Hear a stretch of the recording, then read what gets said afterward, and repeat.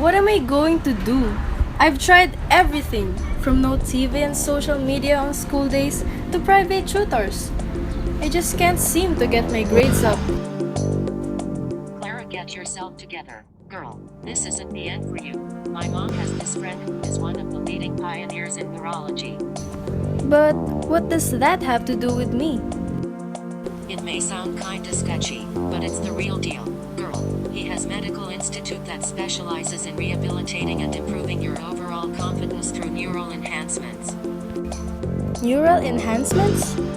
Yeah, neural enhancements. These may be either supplements that you ingest, or devices that are implanted directly onto the brain. The second one sounds kinda scary. I'm sure they're safe, at least on the most part. Anyway, why don't you go to him so you can see for yourself?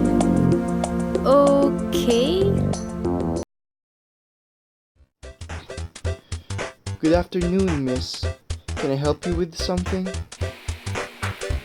Yeah, Doc. My grades have been plummeting and I've tried everything. I swear I'm not being lazy. My parents can vouch for the fact that I've worked my hands raw flipping through my notes and burned daylight reading through the texts. But I can't even pass home ec. My, what a predicament you've got yourself in. I have just the thing.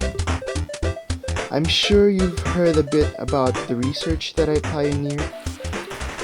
Yes, I have, Doc, and I'm interested, but the idea of having some man in white, sporting a face mask and surgical gloves, fiddling with my brain sounds absolutely terrifying.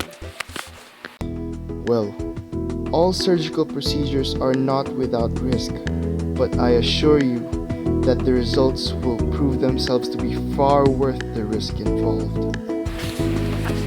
But what exactly are neural enhancements?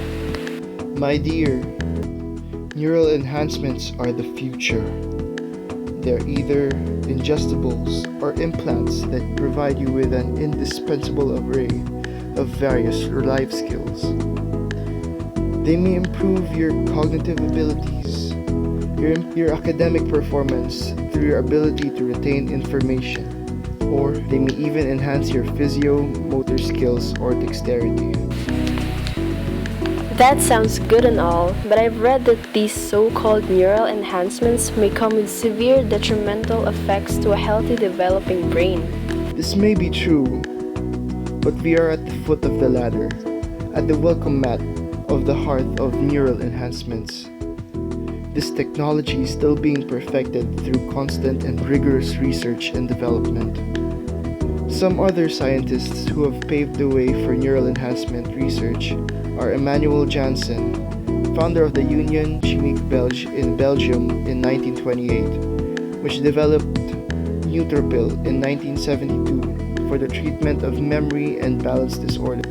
Dr. Georgia is a professor of neurophysiology, was hired by Janssen to work for UCB, and was in the process of developing a drug which was observed to speed up recovery and improve memory in post-concussion patients. Dr. Habro and Hillbaum reported that the patients from their human trials seemed to actually think better after prolonged exposure to the drug. Right now, there are many nootropics to choose from.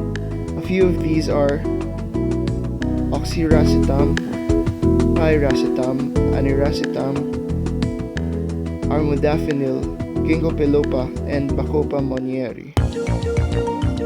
As I've said earlier, neural enhancements may be either in the form of ingestibles or the so-called nootropics and implants, but we'll focus mostly on the ingestible kind.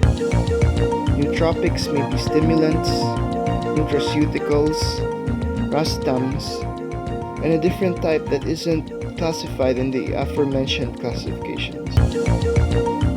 Stimulants may simply enhance cognition when used at low concentrations by acting as direct or indirect agonists of dopamine receptor D1, adrenoreceptor A2, or both of them simultaneously in the prefrontal cortex.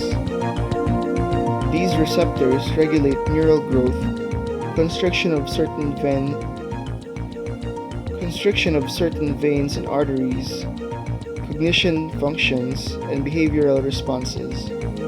Higher doses result in cognitive deficits. Nutraceuticals are products that are derived primarily from food sources with extra health benefits in addition to the basic nutritional value found in food. This term combines the words nutrient,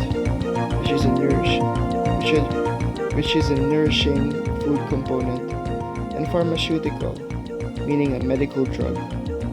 Nutraceuticals encompass a wide range of food products that have many uses, which include enhancing cognitive ability as well as memory retention. What racetams have in common is their pyrrolidone skeleton. Racetams may work on either the AMPA in your brain or the NMDA receptors in the brain. They may have one or more of the following effects: improved memory formation, a strong stimulant effect, improved focus and motivation, mental clarity, decreased anxiety, increased creativity, and improved holistic thinking. This is great and all, but what are the downsides to all of this? Great question. First off, nootropics may or may not radically alter the plasticity of the human brain. This simply means that the more that you use these, your brain's adaptability to certain stimuli may be impeded.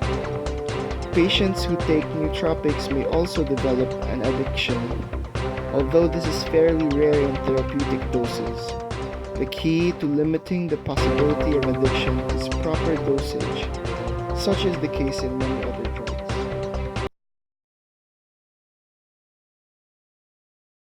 What challenges might Filipino neurologists meet in implementing this technology in our country? One, if you're able to establish a good relationship with your patient, the patient would trust you enough na you'll be giving the right medications or substances or any type of substance. Like in a patient who have a medical problem in the ICU setting, you're giving patients with neuroenhancers, diba? It's a drug that helps them in terms of their brain function. Yung like for example, medications like what challenges might Filipino neurologists need in implementing this technology? Actually a natural substance which can be found in the environment. Pero there are medications or drugs na may component na acetylcholine. If you give that to the patient, it somehow help the patient in terms of diba, like stroke patient, there's already involvement of their brain cells. So yung acetylcholine, it helps the improvement or yung function of brain cell memory. Thereby, yung integrity ng memory ng brain will be para mag-improve. Diba? So, depende kung anong medications you would be giving. Number two, should neuroenhancement be implemented in our country and why?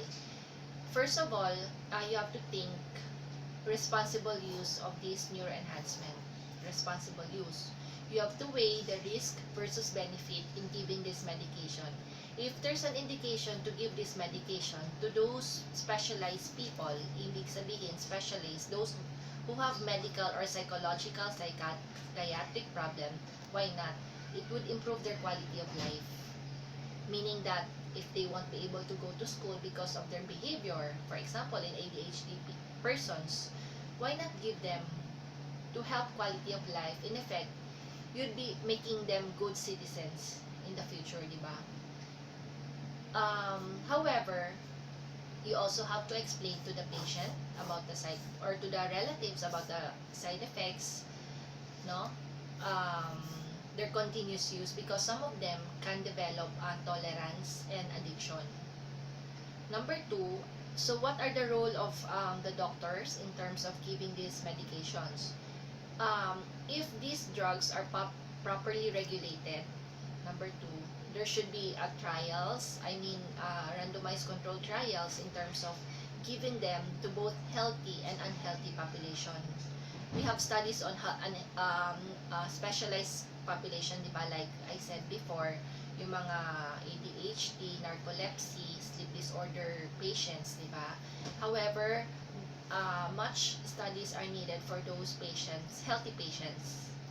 Number two, there should be the physicians, the educators should have parang information based system where they could learn and then educate other persons or the population, whole population itself in terms of the side effects, the proper use, no, ng mga medications. If there are policies naman regarding their proper use, why not? As long as you don't harm the patient. Yun.